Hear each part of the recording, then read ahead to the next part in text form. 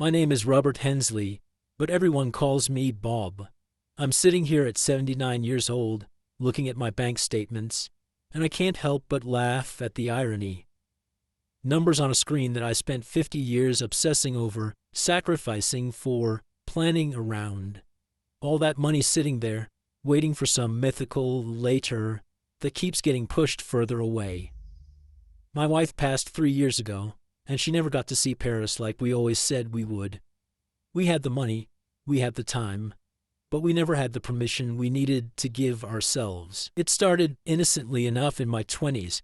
Fresh out of college, landing my first real job, I was taught that responsibility meant saving 10%, then 15, then 20. My father pulled me aside and said, "Son, you save now so you don't struggle later." That advice became my religion, my identity, the lens through which I viewed every decision. A new car? No, keep the old one running. A vacation? Maybe next year when we've saved more. Those next years turned into decades before I even noticed. I remember turning down a trip to Italy with my college friends when I was 25.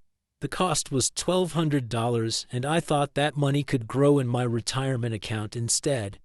I calculated that with compound interest, it would be worth $10,000 by the time I retired. So I stayed home, worked overtime, and watched my friends' photos with a mixture of pride and something I couldn't quite name. That something was regret, but I was too young and too certain to recognize it then. My 30s were consumed by climbing the corporate ladder.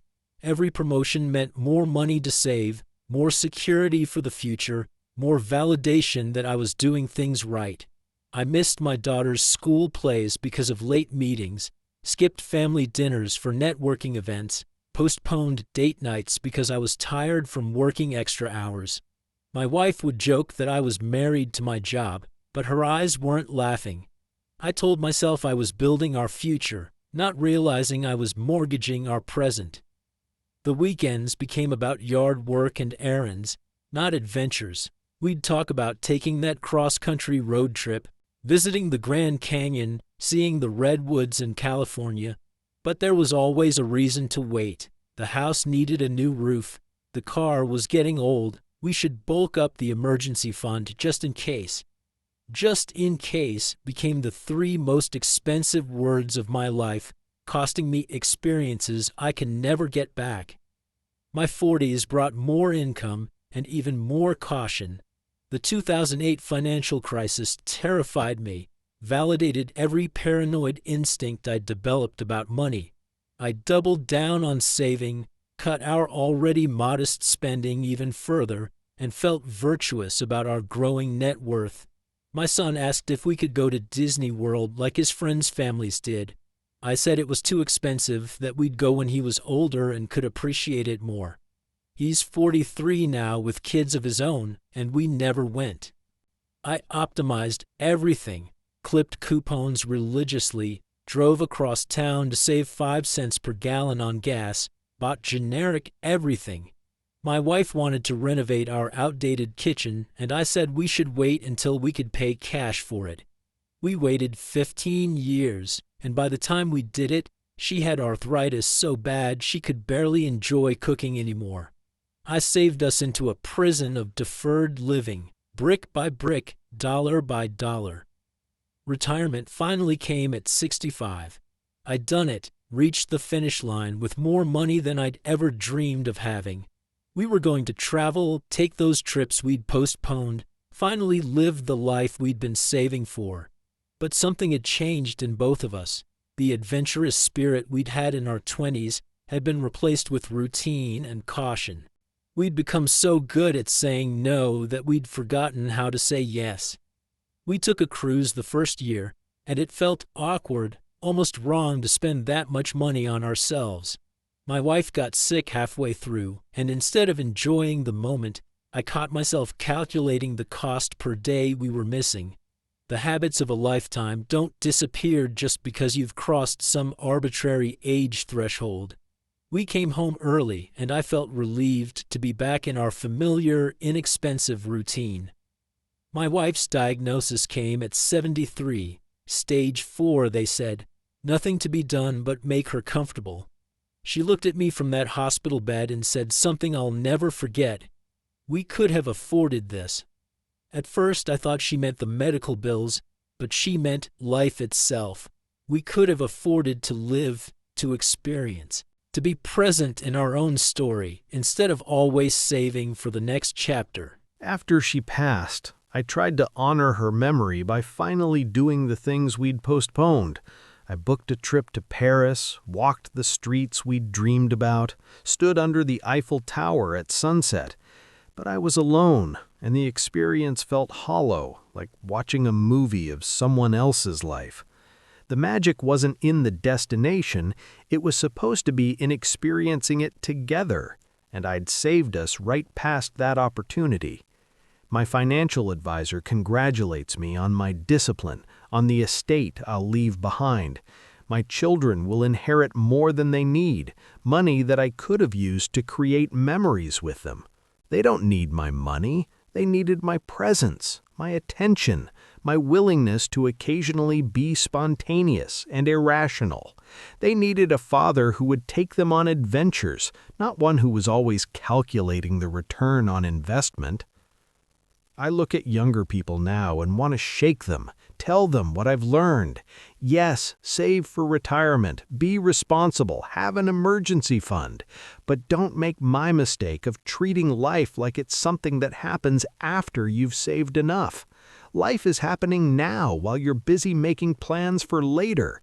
Your kids are young now, your parents are alive now, your body is healthy now, your spouse is here now. The math I did was all wrong. I calculated compound interest on money, but never calculated the compound loss of experiences. That trip at 25 wouldn't have been worth $10,000 at retirement. It would have been priceless at 25. The time with my children wasn't worth saving a few $1,000s. It was worth everything, and I traded it for numbers on a statement. I missed weddings of distant relatives to save on travel costs. I skipped reunions because hotels were expensive. I said no to spontaneous dinners out, to concerts my wife wanted to see, to little moments that seemed frivolous but were actually the fabric of a life well lived.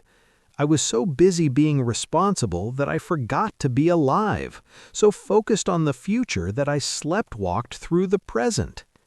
The irony is that I have more money now than I can possibly spend in the years I have left. I could buy a new car every month, eat at the finest restaurants daily, stay in luxury hotels, and I still couldn't deplete what I've saved. But I can't buy back time with my wife, can't relive my children's childhood, can't reclaim the experiences I sacrificed on the altar of financial security. My doctor says I'm in good health for my age, might have another decade or more. But what am I going to do with it? I've forgotten how to be spontaneous, trained myself out of enjoying spending, built an identity around sacrifice and discipline. I'm wealthy on paper and bankrupt in experience. I won a game I never should have been playing, and the prize is a pile of money I'm too old and too alone to truly enjoy. If I could go back and talk to my 25-year-old self, I'd tell him to go to Italy, take the trip, kiss the girl, buy the concert tickets, say yes more than you say no. Save something, sure, but live more. The memories you make aren't frivolous expenses, they're the return on investment of being human.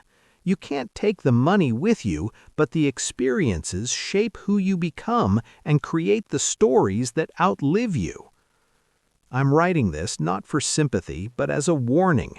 Look at your life right now and ask yourself, am I living or am I just preparing to live? Are you so focused on the future that you're missing the present? Because I promise you, when you're 79 looking back, you won't wish you'd saved more or worked more overtime. You'll wish you'd lived more, loved more, experienced more. The balance in your account won't comfort you.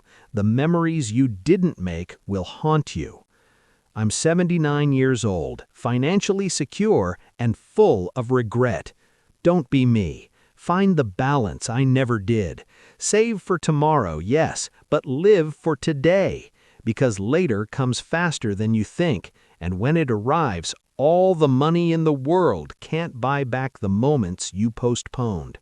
Life isn't something you save for, it's something you spend wisely and well while you have the chance. That's the lesson I learned too late, and I hope you learn it in time.